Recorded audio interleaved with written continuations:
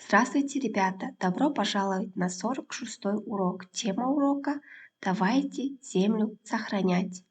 Задание номер 1. Перескажи. Если ты пошел в гости, в гостях надо себя вести вежливо, чтобы не обижать хозяев. Но вот ты отправился на природу. И в лесу, и в поле, и на лугу ты тоже в гостях. В гостях у природы, у тех, кто здесь живет. Здесь есть свои правила вежливости. Не ловите, не обижайте зверей.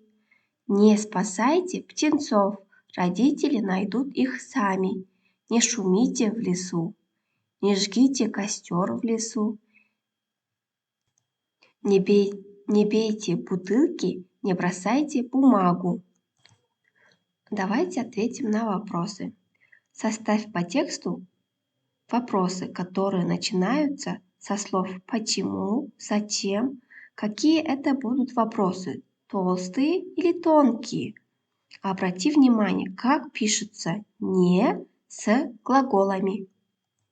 Составляем вопросы. Почему надо вести себя вежливо в гостях?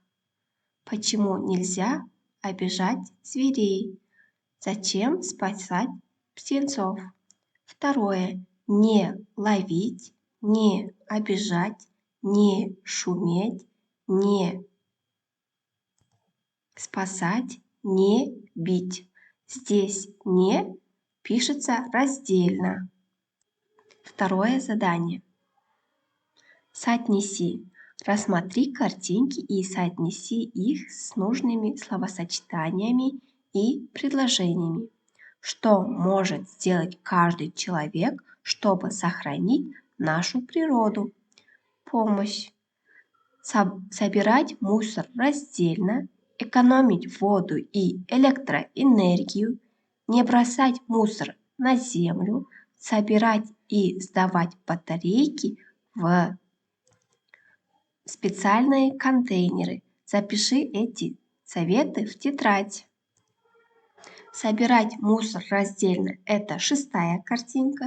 Экономить воду и электроэнергию – это 2-я картинка. Не бросать мусор на землю – 3-я картинка. Собирать и сдавать батарейки в специальные контейнеры – это 1-я картинка. Задание 3. Послушай и докажи. Мусор может принести большой вред природе. В жаркую солнечную погоду брошенный на землю осколок стекла может вызвать лесной пожар. Вот первый вред мусора. Вред второй. Мусор отнимает у растений и животных место для жизни. Здесь бы цветку или кустику вырасти, но мешает куча мусора. Вред третий. Мусор убивает красоту природы. Чем будут любоваться люди, которые придут после нас в лес? О чем говорится в тексте? Определи тип текста. Докажи. Составь вопросы, требующие оценку ситуации по каждому пункту текста. Ответим на вопросы. Первое. Тип текста – это повествование. Второе.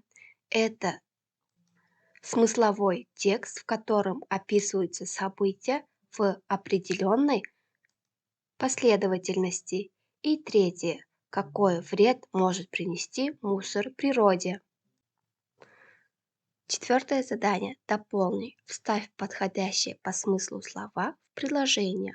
Он, она, вы, я, мы.